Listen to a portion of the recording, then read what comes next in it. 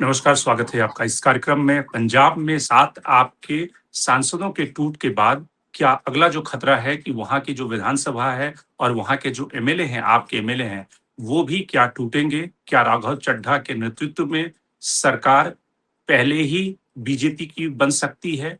क्या इस बात की संभावना है कि विधानसभा चुनाव से पहले पंजाब में आपकी सरकार गिर जाए? ये सब कुछ क्या होने वाला है आने वाले दिनों में। पंजाब में आपकी क्राइसिस को हम समझेंगे और साथ ही पश्चिम बंगाल में जो दूसरे फेज का जो चुनाव है, जो ममता बनर्जी के लिए काफ़ी क्रूशियल है, प्रेज़ेंसी इलाका बचाना, क्योंकि ममता के इस इलाके में अगर डेंट बीजेपी लगाती है उस भद्रलोक में, तो शायद ममता की सरकार पश्चिम बंगाल से चली जाएगी। इन दोनों सवालों को हम समझते हैं आज के कार्यक्रम में। हमारे साथ 3 मेहमान जुड़ रहे हैं। सीनियर जर्नलिस्ट आरती जेरस जुड़ रही हैं, सुनील शुक्ला साहब जुड़ रहे हैं, अंशु नैथानी सीनियर जर्नलिस्ट जुड़ रही हैं और साथ ही सुप्रियो बासु जुड़ रहे हैं जो फॉर्मर प्रोफेसर रहे हैं, सीएसडीएस के कोऑर्डिनेटर भी रहे हैं। लेकिन सबसे पहले शुरुआत करते हैं आरती जी आपसे। सबसे पहले अगर हम लें पश्चिम बंगाल को आप कैसे देख रही हैं? अब जो दूसरा फेज़ है और जिस तरह से एक तरह से claim, counter claim, Amit Shah का क्लेम कि उनकी सरकार बन रही है बीजेपी की, जिस तरह से प्रधानमंत्री ने आज अपने भाषण में कहा कि इतने दिनों में टीएमसी और ममता बनर्जी ने जिस मुद्दे के साथ वो सत्ता में आए थे, माँ, माटी, मानुष, उसको ही भुला दिया। माँ, जिस तरह से महिलाओं की सुरक्षा का मुद्दा या फिर किसानों की सिक्योरिटी का मुद्दा। तो इस फेज में आपको क्या लग रहा है कि टीएमसी किला बचा पाएगी या बीजेपी डेंट मार चुकी है? देखिए, मुझे यहाँ दिल्ली में एक्चुअली मैं अनफॉर्चुनेटली बंगाल नहीं जा पाई हूँ। हालांकि रोज लगातार मैं लोगों से बात करती हूँ बंगाल में, और जो लोग बंगाल में रहते हैं वो खुद बहुत ही मतलब इतना पोलराइज्ड हो गया है वेस्ट बंगाल कि कुछ जो अगर आप प्रो टीएमसी वालों से बात करें तो वो कह रहे ममता स्वीपिंग। अगर आप प्रो बीजेपी वालों से कह रहे हैं तो वो बात करें तो वो कहते हैं कि बीजेपी स्वीपिंग। पर एक चीज जो दिख रहा है, अगर आप भाषा देखेंगे इस फेज के लिए, जो कैंपेन के दौरान जो भाषा इस्तेमाल की जा रही है वो बहुत ही ज्यादा हाई पिच्ड हो गया है। मतलब पहले फेज में भाषा इतना हाई पिच नहीं था जितना अब है। जिस तरीके से अमित शाह ने कहा है कि हम पहले तो उन्होंने ये ए दीदी कहा, जो बंगाल में एक्चुअली इंसल्ट माना जाता है ये बोलने का तरीका। दूसरा उन्होंने कहा है कि वो टीएमसी वालों को उल्टा टांग देंगे जब बीजेपी की सरकार आएगी। और ममता भी कुछ ऐसी शब्दों का इस्तेमाल कर रही है जिससे लग रहा है कि पोस्ट पोल, अगर प्री पोल वायलेंस बहुत कम हुआ है, पोस्ट पोल वायलेंस ज्यादा हो सकता है। तो अब देखिए क्या होता है। और ये सेकंड फेज में जो है, जैसे आपने कहा, ये ममता बनर्जी के लिए बहुत ही क्रिटिकल है। ये इसका स्ट्रॉन्ग होल्ड है साउथ बंगाल। और पिछली बार तो टर्नआउट कमाल का था, 90% तक चला गया। अब इस बार देखिए कितना टर्नआउट होता है। ऑल्दो आज के दिन में टर्नआउट से कुछ अंदाजा लगाना मुश्किल है, पर मोबिलाइजेशन, टर्नआउट तो मोबिलाइजेशन का अंदाजा तो लगा सकते हैं टर्नआउट से। पिछली बार मोबिलाइजेशन, काउंटर मोबिलाइजेशन खूब हुआ, इसलिए 90% से ऊपर चला गया वोटर टर्नआउट। अब देखते हैं इस फेज में, इसमें तो ममता बनर्जी का खुद का सीट पोल में जाएगा, भवानीपुर। तो और उसने काफी जोर लगाया है इस बार भवानीपुर, और उसने बाकी जगह के रैलीज कैंसिल करके भवानीपुर में डोर टू डोर कैंपेन कर रही है, जो लोगों का कहना है कि पहली बार ममता बनर्जी को डोर टू डोर कैंपेन करना पड़ रहा है। बिल्कुल। अंशु, आप कैसे देख रही हैं? पश्चिम बंगाल का जो दूसरा फ़ेज़ है, वो आपके हिसाब से क्या उसका रिफ्लेक्शन आपको नज़र आ रहा है, समझ में आ रहा है? क्योंकि पहले फ़ेज़ में तो निश्चित रूप से बीजेपी का वो स्ट्रॉन्ग होल्ड इलाका है। नॉर्थ बंगाल में बीजेपी ने पिछली बार भी अच्छा परफ़ॉर्म किया था।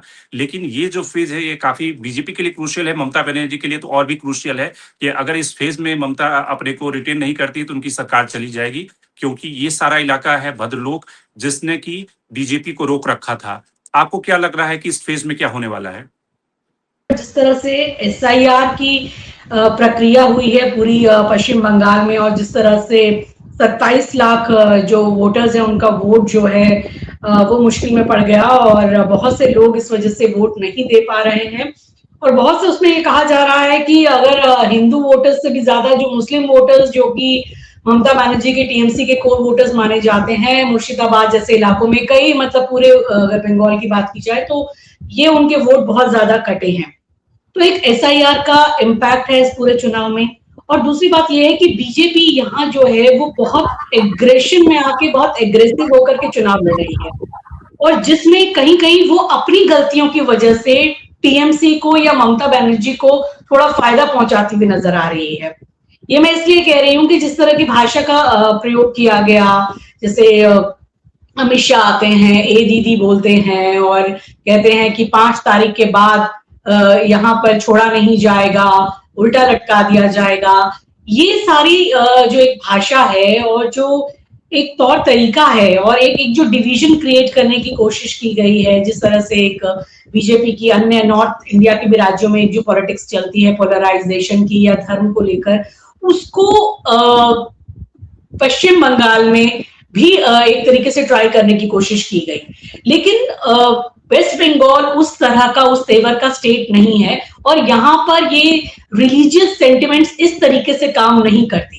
और अगर बीजेपी ने अपना यहाँ पर हिंदू कार्ड खेलने की या हिंदू वोटर्स को उस तरह से अपने पाले में लाने की कोशिश की, तो ममता बनर्जी और टीएमसी उसका जवाब उसी भाषा में नहीं दे रहे हैं। वो कोई मुस्लिम्स की बात नहीं कर रहे हैं, वो यहाँ पर बंगाल की अस्मिता की बात कर रहे हैं, बंगाली कल्चर की बात कर रहे हैं। और मैं कहूंगी कि एक तरीके से जिस तरह के बयान अगर बीजेपी के नेताओं और खासतौर पर अमित शाह की तरफ से आए, तो उसने एक बंगाली अस्मिता और एक बंगाली, जो कहा जाए ना एक स्टेट नेशनलिज्म होता है, उसको थोड़ा सा सुलगा दिया है कि हमें यहाँ पर इस तरह की पॉलिटिक्स नहीं चाहिए। हालांकि हो सकता है कि अगर इस तरह की बातें नहीं होती तो ममता बनर्जी से लोगों को नाराजगी भी हो सकती थी। इतने लंबे समय तक किसी का शासन रहना तो बहुत नाराजगी भी होती है। बहुत सारे यहाँ पर ऐसी चीजें हुई जिसको लेकर लोगों को दीदी से नाराजगी थी, चाहे वहां बेरोजगारी की प्रॉब्लम हो या जो महिलाओं के साथ पिछले दिनों में कुछ घटनाएं हुई हो। लेकिन एक एंटी इनकम्बेंसी के भी इस फैक्टर को, ये जो बीजेपी की इस तरह की पॉलिटिक्स थी, अग्रेशन की पॉलिटिक्स, पोलराइजेशन की पॉलिटिक्स, और एक जो बुलडोजर मार्का पॉलिटिक्स और इस तरह की पॉलिटिक्स की ये बता दिया जाएगा, दिखा दिया जाएगा, 5 तारीख के बाद ये हो जाएगा, तो उससे जो एक भद्र लोग या कहा जाए जो एक पश्चिम बंगाल की जो एक जनता है वोटर्स, उनको काफी सेंसिटिव माना जाता है, उनको नॉर्थ की जनता से अलग माना जाता है। तो उनको ये लगने लगा कि हमको वो ऐसी पॉलिटिक्स यहाँ पर नहीं चाहिए, तो हमारे लिए शायद दीदी ही बेहतर है, क्योंकि हमको यहाँ पर रिलीजियस बेस्ड पॉलिटिक्स नहीं चाहिए जिसमें हम बिल्कुल दो धड़ों में बच जाएं। अगर आपने सयोनी घोष के भी भाषण सुने होंगे तो वो यही बात करती नजर आती है, बंगाल अस्मिता की बात करती नजर आती है। वो ये नहीं कहती कि हम रिलीजन की राजनीति नहीं कर रहे, हमारे उतने बुरे दिन नहीं आए हैं कि हमें राम के नाम का सहारा लेना पड़े। सयोनी घोष जब अपने भाषणों में बात करती है, वो सभी धर्म और संप्रदायों के जो गीत हैं उसमें शामिल वो करती है। उनका ये कहना है कि बंगाल में कल्चर रहा है कि बंगाल जो है इस बार भी बंगाली अस्मिता के नाम पर वोट करेगा ममता के लिए, न कि एंटी इनकम्बेंसी, रोजगार या फिर जो जिसको के बीजेपी कहती रही है कि वहां पे डेवलपमेंट नहीं हो रहा है, उद्योग धंधे नहीं है, उन सब मुद्दों के ऊपर बंगाली अस्मिता भारी पड़ेगी।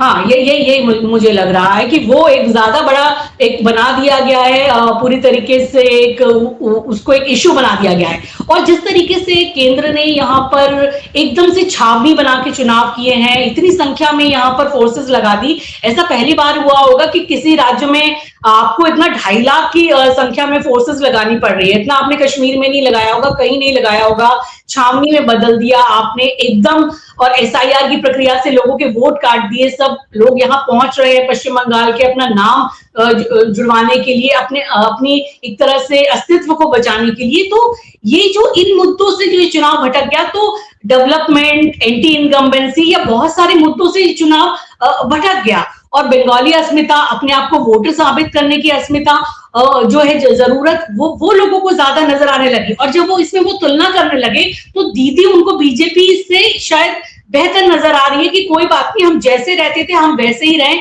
कहीं हमारे ऊपर इस तरीके से एक डिवाइड की तलवार ना लटके। तो जो अभी हम अगर थोड़े शांति से जी रहे हैं या पीसफुली जी रहे हैं, तो उसमें कोई चीजें में हमारी एक डिस्टर्बेंस ना आ जाए, कोई एक दिक्कत ना आ जाए।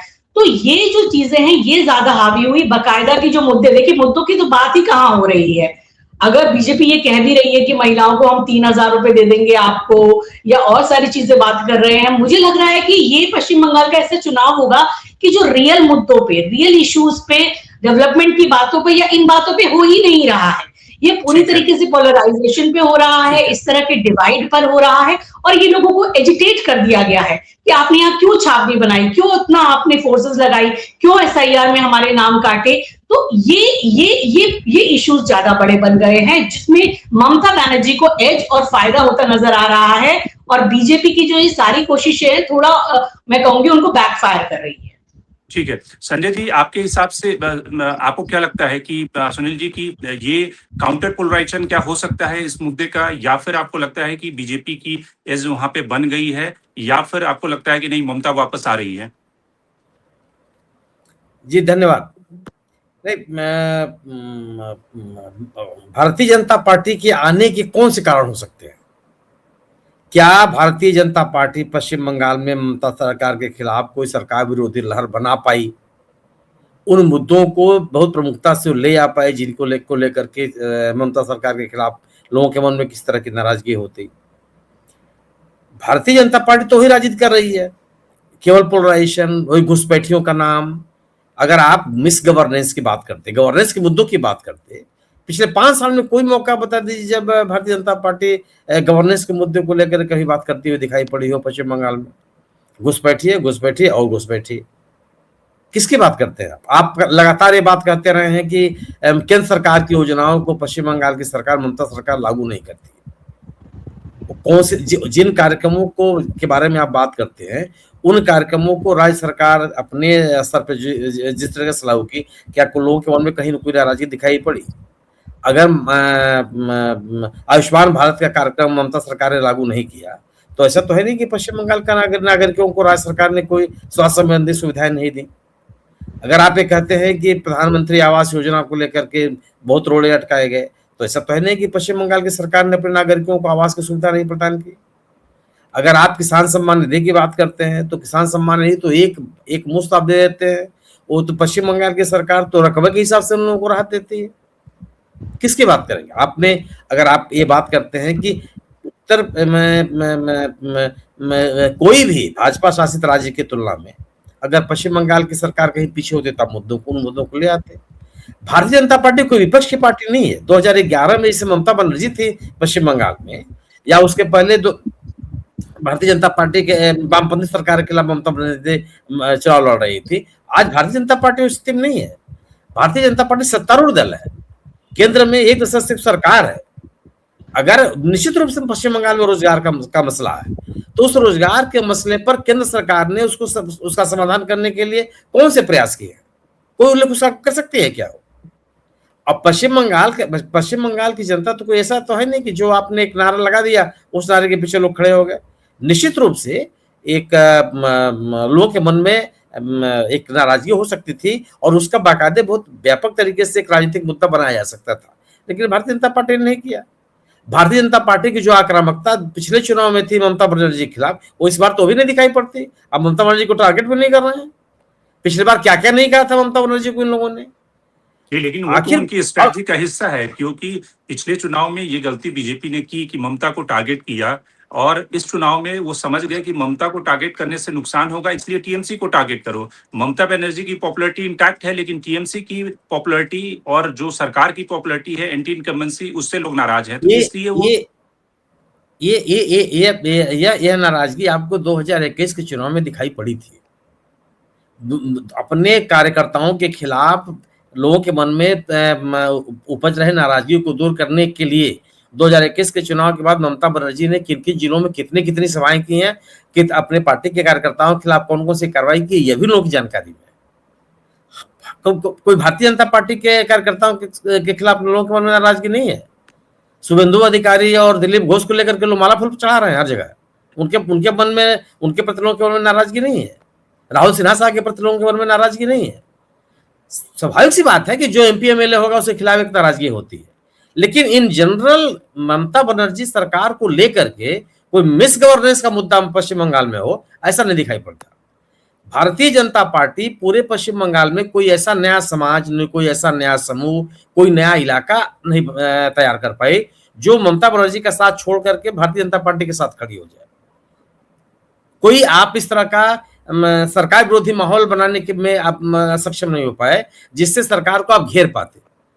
अब ममता बनर्जी पे भ्रष्टाचार के भी आरोप आप नहीं लगा सकते। किस बिना पर आप एक मुद्दा निश्चित रूप से बहुत गंभीर मुद्दा वह है बेरोजगारी का, लेकिन वो बेरोजगारी का मुद्दा भारतीय जनता पार्टी संबोधित कर पाती है, उसको बहुत ज्यादा उसको हवा दे पाती है। अगर वह अपने राज्यों में चाहे केंद्र सरकार के स्तर बहुत लोगों को रोजगार दे पा रही, वह सरकार पश्चिम बंगाल में जाकर के लोगों सरकारी कर्मचारियों को पेंशन देने की बात कर रही है, जो सरकार पेंशन बंद करने के लिए की आरोपी है, अपने किसी राज्य में पेंशन नहीं देती हो। आप केंद्र सरकार में कितने की पेंशन की स्थिति क्या है आपको पता है। रोजगार क्यों, आप सोचिए कि सबसे बड़ा आरोप लग रहा है केंद्र सरकार सबसे बड़ी नियोक्ता है, सबसे बड़ा एम्प्लॉयर मानी जाती है, कितने लोगों को रोजगार आपने दे दिया। तो क्या ये केवल और केवल जो एक समूह तैयार किया भारतीय जनता पार्टी ने, ये कहा जा रहा है पश्चिम बंगाल के लोगों को आप सांप्रदायिकता के आधार पर ध्रुव कर बहुत मुश्किल है, वो समाज इस तरह से बटा हुआ नहीं है। हाँ, तो आप मेरा कितनी सीटें दे रहे हैं टीएमसी को, ममता बनर्जी को आप कितनी सीटें दे रहे हैं? इतनी सीटें मैं दे रहा हूं जिसे सरकार बनाएगी। ठीक है, सरकार बनाने के लिए जो मैं संख्या में नहीं बता सकता आपको, लेकिन मैं इतना जरूर मानता हूं कि देखिए जिन इलाकों में भारतीय जनता पार्टी का असर है उन इलाकों में चुनाव हो गया। अब जिन इलाकों में चुनाव होने वाला है, कोलकाता, हुबली, हावड़ा, आसनसोल, दक्षिण 24 परगना, एक ऐसे बेल्ट हैं जहां पे कभी भारतीय जनता पार्टी का जनाधार नहीं बन पाया। पिछले 5 वर्षों में पश्चिम बंगाल में हमारे ख्याल से 1 दर्जन से अधिक उपचुनाव हुए। कितने उपचुनाव में भारतीय जनता पार्टी ने अपनी जन समर्थन दिखा पाई। ये सक्रिय होती है तब, ये सक्रिय आप अच्छा, ये अपने लोकप्रियता के चरम पर है। 2019 में सर्वाधिक लोकप्रियता इसकी थी, सबसे ज्यादा इसका मत प्रतिशत हुआ। 2019 के बाद से कोई बहुत चमत्कारिक मत प्रतिशत इसका बढ़ा हो। 2019 का चुनाव हुआ, 2021 का चुनाव हुआ, 2024 का विधानसभा का चुनाव हुआ, लोकसभा का चुनाव हुआ। 2019 में जो सफलता मिली थी भारतीय जनता पार्टी को, 2024 तक आते आते उसको संभाल नहीं पाई। मत प्रतिशत भी गिरा, सीटों की संख्या भी गिरी, और कोई मुद्दा वो तैयार नहीं कर पाई जिससे कहा जाए कि आपने उस सरकार को घेर लिया। ठीक है, कर क्या रहे आप? अगर आप ममता बनर्जी सरकार को राजनीतिक रूप से उसका मुकाबला कर पाते तो आप इतनी बड़ी संख्या में लोगों मताधिकार से वंचित नहीं करते। एक नया फार्मूला आप लेकर के आए हैं, तार्किक विसंगति, देश में कहीं लागू हुआ है क्या ये? और आपने इतने बड़े पैमाने पर मतदाताओं के नाम काट दिए। आप मुझको बताइए कि अगर किसी परिवार में 5 लोग हैं, 2 लोगों का नाम कटा हुआ, अपना कागज पत्र लेकर के ट्रिब्यूनल खेल रहे हैं, 3 लोग मतदाता हैं, वो जाके भारतीय जनता पार्टी को माला फूल पहनाएंगे? उनके मन में कोई नाराजगी नहीं होगी। वो राजनीतिक दल जब यहाँ का मतदाता अपने मताधिकार को बचाने के लिए सड़कों पे घूम रहा था, उस समय उस पार्टी का कार्यकर्ता अपने अपने दफ्तर में चुनाव की रणनीति तय कर रहे थे। क्या आप ऐसे इस अपनी कार्यशैली से लोगों के बीच में लोकप्रियता हासिल कर सकते हैं? और एसआईआर को लेकर के जो प्रतिक्रिया आपको पश्चिम बंगाल में दिखाई पड़ी, वह अन्य राज्यों में नहीं दिखाई पड़ी। क्यों ऐसा है? कि लोग अपने अधिकारों को लेकर के जागरूक हैं। वो आप उनको उन ध्रुवीकरण के कोशिशों से अगर आप सत्ता में आना चाहते हैं, हाँ, ये निर्वाचन आयोग के जो टंट घंट है, इसका क्या असर पड़ेगा ये तो आने वाला समय बताएगा कि आपने बड़ी संख्या में लोगों को मताधिकार से वंचित किया है। लेकिन मैं कोई जनभावना ऐसी नहीं देखता पश्चिम बंगाल में कि लोग ममता बनर्जी सरकार को उखाड़ फेंकना चाहते हैं। ठीक है, सुप्रियो बासु, चूंकि आज की तारीख में सारे जो पोलस्टर हैं वो भी काफी कंफ्यूज हैं। कई सारे पोलस्टर ये भी कह रहे हैं कि ममता बनर्जी की जो स्ट्रेंथ है उसमें तो जो उनकी माइनॉरिटी डोमिनेटेड 30% वाली जो सीटें हैं वही इतनी सीटें हैं कि उसके दम पर ही अगर थोड़ी भी 50% का स्ट्राइक रेट भी बाकी सीटों पर ममता बनर्जी हासिल कर ले तो ममता की सरकार बन जाती है। तो इसलिए बीजेपी के सरकार बनने का जो ये सारा शोर शराबा चल रहा है वो रियलिस्टिक नहीं है। लेकिन बहुत सारे पोलस्टर ये भी कह रहे हैं कि 12-13% की वैसी जनता है जो पश्चिम बंगाल में मौन है, चुप है, साइलेंट है, वो उनकी आवाज रिफ्लेक्ट नहीं हो रही है, किसको वोट दे रहे हैं। तो वैसी स्थिति में हो सकता है कि बीजेपी की भी सरकार बन जाए। आपको क्या लगता है, आपने पहले डेटा को एनालाइज किया है, आपको क्या लग रहा है कि हवा किस डायरेक्शन में बह रही है? पहले तो ये बोलूं जे वेस्ट बंगाल में कोई भी वेव नहीं है, कोई हवा नहीं है। ये पहले चरण में भी नहीं थे, अभी भी नहीं है। मतलब पहले वेवलेस चरण, इलेक्शन है ये। हाँ एकदम। फर्स्ट फेज में बीजेपी को चैलेंज था, उनका जो सीट था वो रिटेन करना। मैंने बोला था आपको जे ज्यादातर सीट बीजेपी को आए थे फर्स्ट फेज में, और 2024 में बीजेपी रीच्ड देयर अल्टीमम पोलराइजेशन।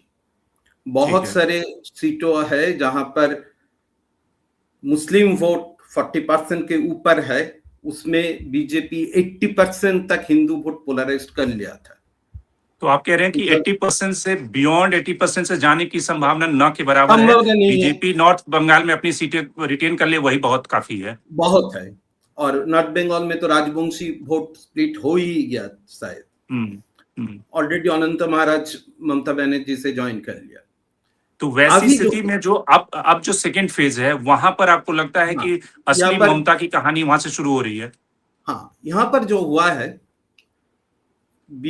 ममता की गवर्नमेंट के खिलाफ बहुत सारे इश्यूज थे, नाराजगी भी बहुत सारे थी। मगर ये मेरे पहले जो पैनलिस्ट थे उन्होंने एकदम ठीक कहा, बीजेपी का ये मूड ही नहीं था जे उस इशू को पकड़ के कुछ माहौल बनाए। और एक चीज, हमारे जो माननीय प्रधानमंत्री जी है और स्वराष्ट्र मंत्री जो भी है, गृह मंत्री, इन्होंने इतना सारी कैंपेन नहीं करते तो बीजेपी के लिए अच्छे होते।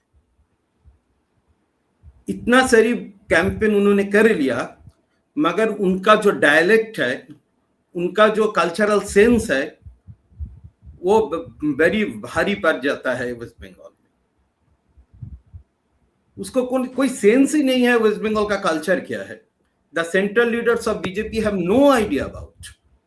जोगी जी ने आए, उल्टा सीधा बक दिया कुछ हमारे आइकॉन को लेकर।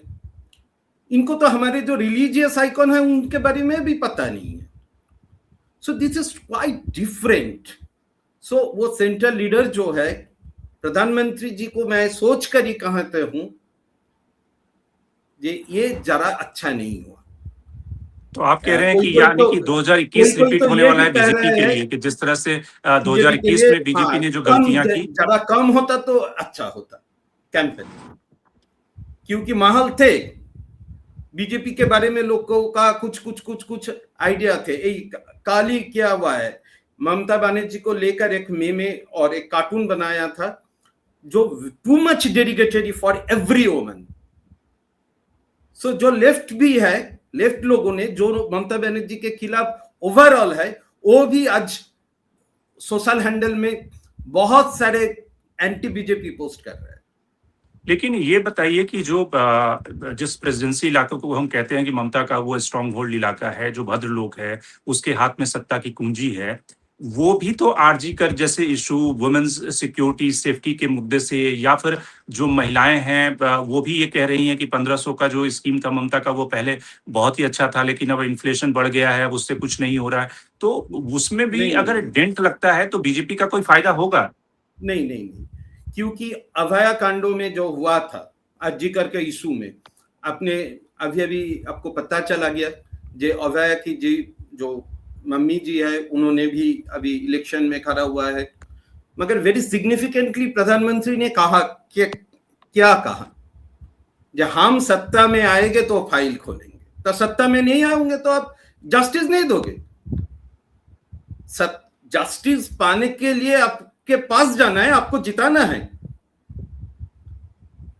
This is backfire for BJP in everywhere and I think इस फेज में विरोधी शक्ति ज्यादा कौन होगा, ये विरोधी वोट स्प्लिट होने वाला है लेफ्ट और बीजेपी के इन बिटवीन, ममता के वोट को नहीं। ओके, तो आपके हिसाब से कौन टीएमसी ज्यादा कितनी सीटें विरोधी जीत रही होगा, है? This is the too much pertinent question for this time, क्योंकि आईएसएफ जो है वो लेफ्ट के साथ जोड़कर एक अलग सी ही स्ट्रेंथ बना लिया वेस्ट बंगाल में। और मुतुआगढ़ जो एक बोनगा उसको है, जो सीमाना इलाका है, वहां पर बहुत सारे मुतुआ की वोट बच चला गया। 2019 में बीजेपी ने कहा प्रधानमंत्री आकर जे इसको सीएए में मिल जाएगा नागरिकता, 21 में आकर बताया जे आपको मिल जाएगा नागरिकता, 24 में आपने आकर कहा आपको मिल जाएगा नागरिकता, मगर अभी उनको वोटर लिस्ट में ज्यादातर नाम नहीं है, आप अभी भी उनको सिटीजनशिप नहीं दे सकते। So this is the main reason why BJP are not in mood to come in power in West Bengal now, I think. ठीक है, तो कुल मिलाकर जो पश्चिम बंगाल की कहानी है उसमें बासु साहब का कहना है कि बीजेपी वहां पे सत्ता की दहलीज तक नहीं पहुंचेगी। लेकिन जो पंजाब की कहानी है, हम पंजाब की कहानी में आरती जेरत से शुरू करते हैं। आरती जी, आपको क्या लग रहा है कि पंजाब की कहानी जो राघव चड्ढा ने बगावत का जो जिसको कहते हैं झंडा बुलंद किया, वैसी स्थिति में आपको लगता है कि नेक्स्ट स्टेप क्या होने वाला है पंजाब में? पंजाब में बीजेपी ने बहुत सारे एक्सपेरिमेंट किए पिछले 50-60 सालों में। उन अकाली दल के साथ अलायंस रहा, उसमें कोई बहुत ज्यादा सफलता नहीं मिली। कांग्रेस के नेताओं को, अमरिंदर को तोड़ा, सुनील जाखड़ साहब को तोड़ लिया, उसमें भी कोई सफलता नहीं मिली। अब जो तीसरा एक्सपेरिमेंट है कि आपको ही तोड़ लो और आपके एमएलए को तोड़ो, सांसदों को तोड़ो, आपको लगता है कि पंजाब में जो बीजेपी की स्ट्रैटेजी है वो बैकफायर करेगी या फिर इस दरवाजे से भी सत्ता हासिल की जा सकती है? और आपके लिए क्या आप देख रही हैं रास्ता?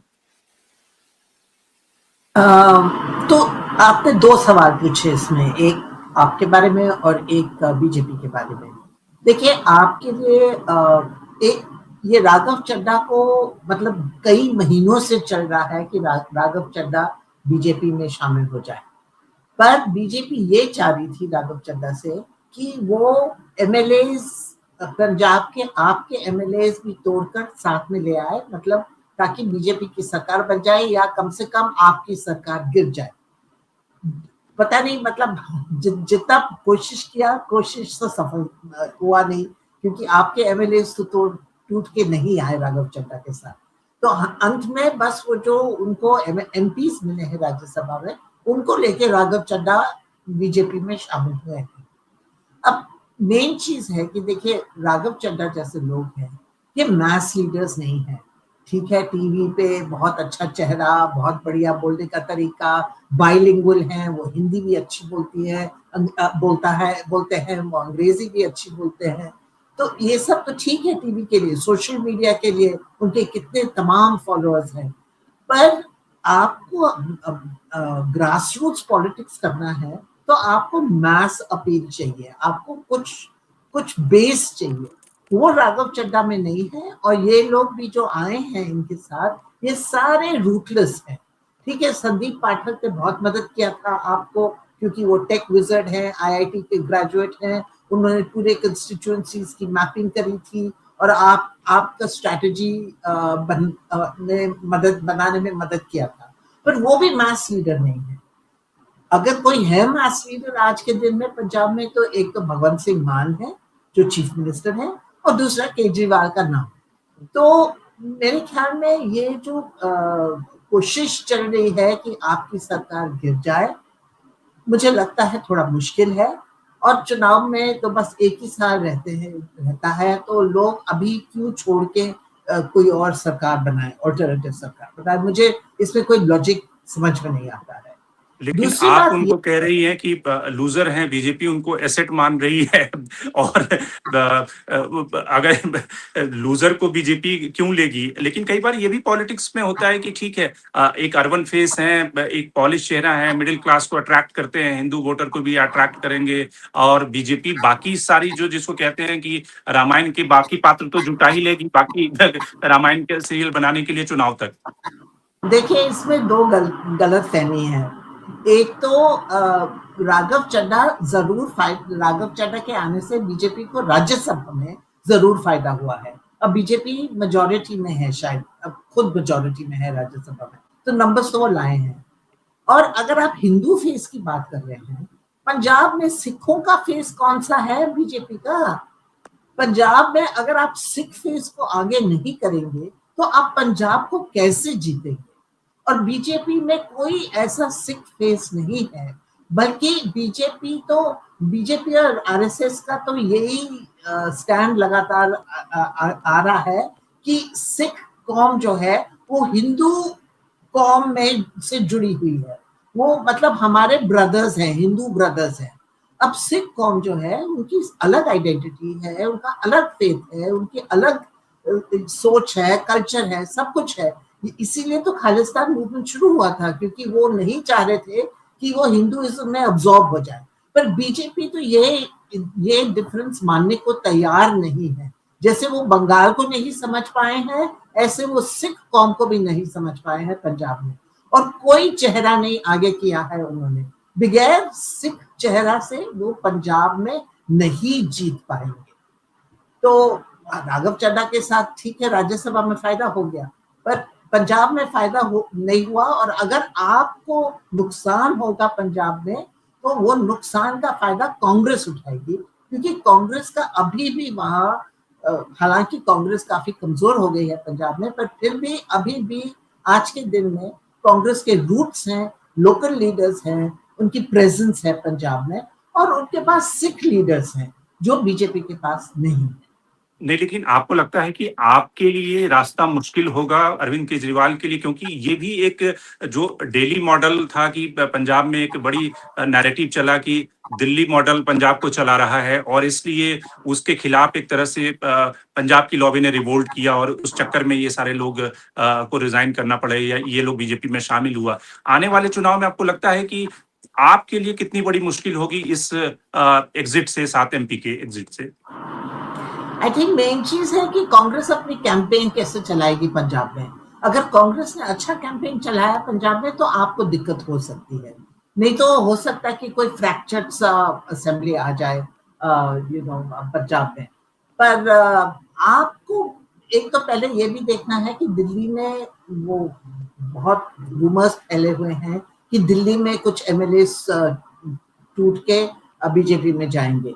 तो अगर वोट डिसइंटीग्रेशन हो जाता है आपका दिल्ली में, तो फिर पंजाब में भी उनको मुश्किल पड़ेगी, क्योंकि लोग फिर देखेंगे कि ये तो कमजोर पार्टी है, ये पावर में नहीं आ सकती है। तो फिर डिफॉल्ट ऑप्शन तो है ना पंजाबियों के पास, सिखों के पास डिफॉल्ट ऑप्शन है कांग्रेस में। यही प्रॉब्लम है बीजेपी के लिए। अगर उनको कोई, और बंगाल में भी मैं ये कहना चाह रही हूँ कि देखिए आज के दिन में पर्सनालिटी बेस्ड पॉलिटिक्स है। बंगाल में पूरा पॉलिटिक्स ममता पे चलता है। बीजेपी ने एक लीडर भी नहीं नर्चर किया है, बनाया है, आगे किया है बंगाल में, जो ममता का मुकाबला कर सके।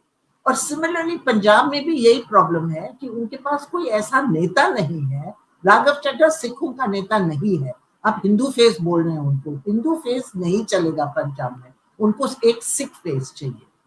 तो मेरे ख्याल में बीजेपी को कुछ खास फायदा नहीं होगा इससे। राज्यसभा में फायदा जरूर है, पर पंजाब में ऑन द ग्राउंड फायदा नहीं है।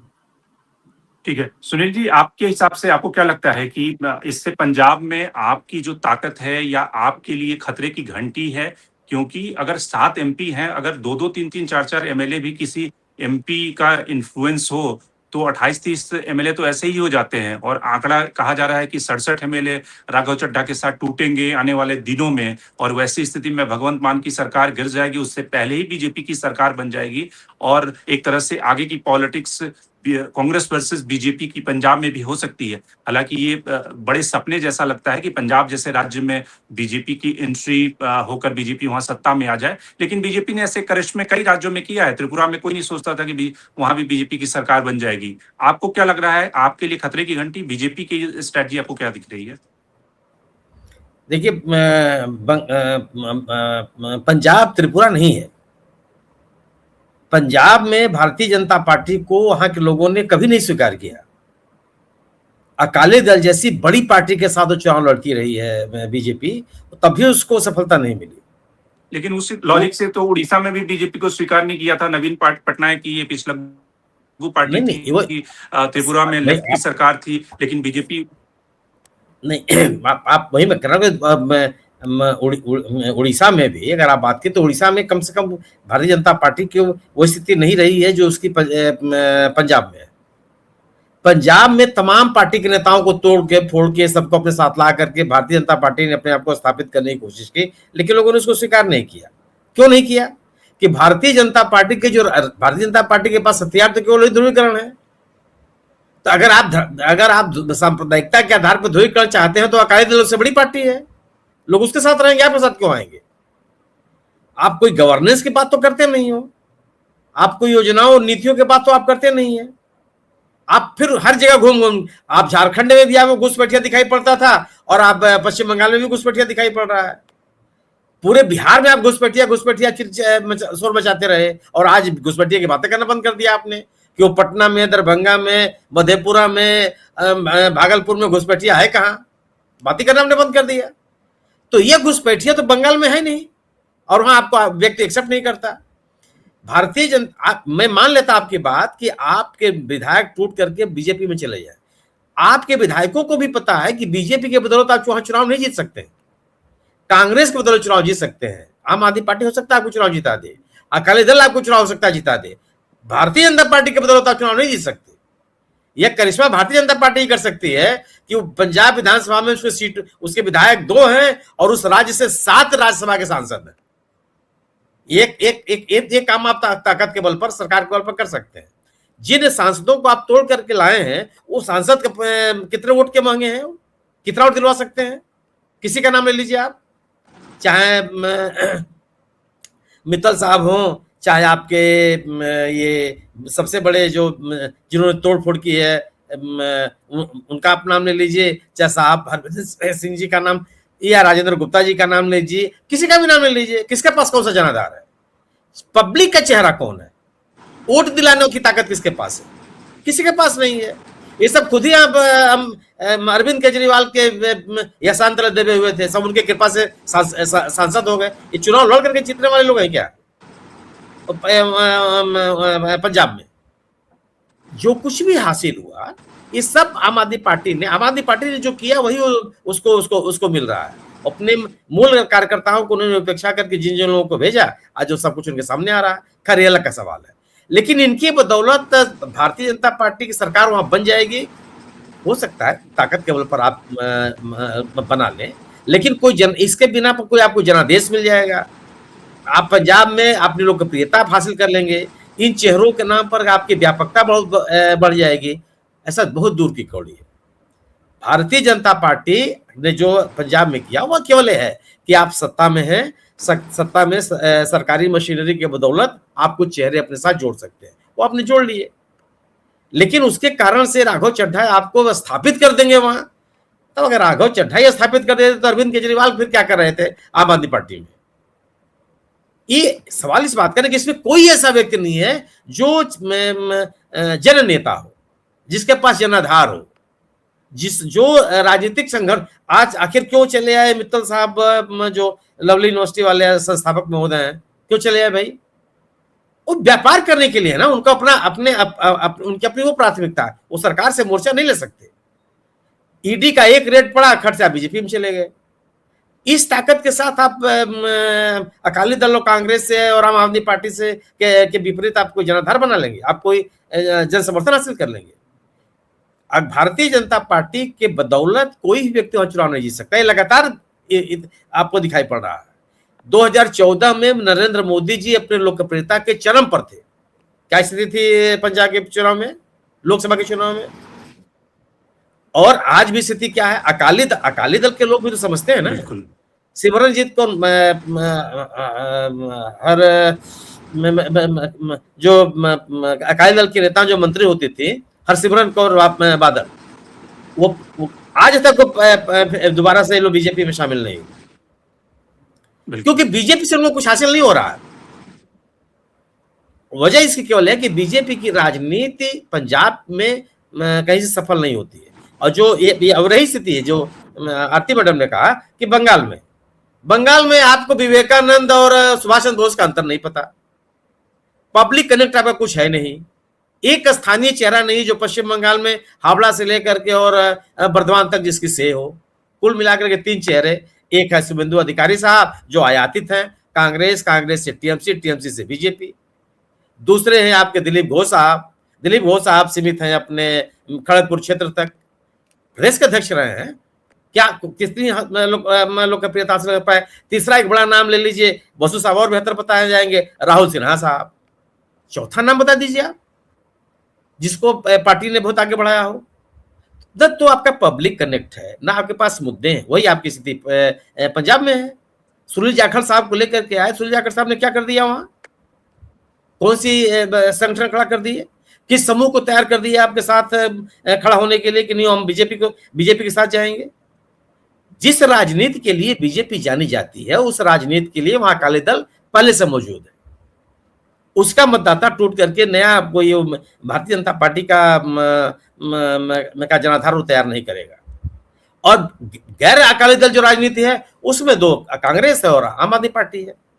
आम आदमी पार्टी की संगठनात्मक स्थितियां निश्चित रूप से बिगड़ेंगी तो कांग्रेस का फायदा होगा। कांग्रेस वहां मौजूद है, कांग्रेस के पास जनाधार है।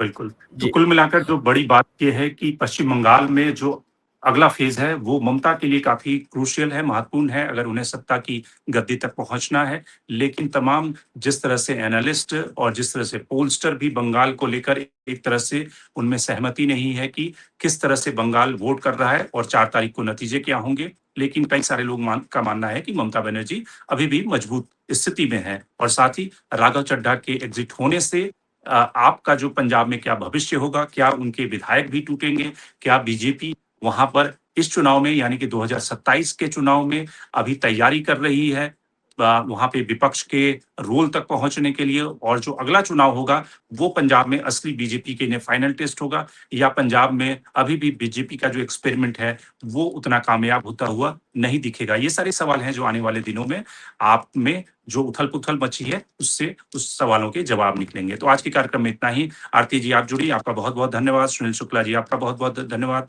अंशु आपका बहुत बहुत धन्यवाद। और सुप्रिया वासु आपका भी बहुत बहुत धन्यवाद आज के कार्यक्रम में जुड़ने के लिए। देश और दुनिया की बाकी खबरों के लिए आप बने रहिए टेलीविजन के साथ।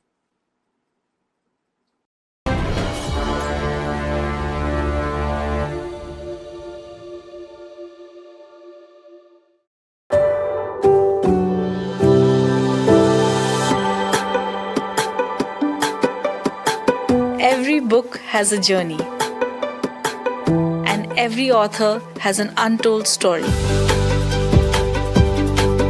Behind every powerful book lies curiosity, courage, and countless conversations.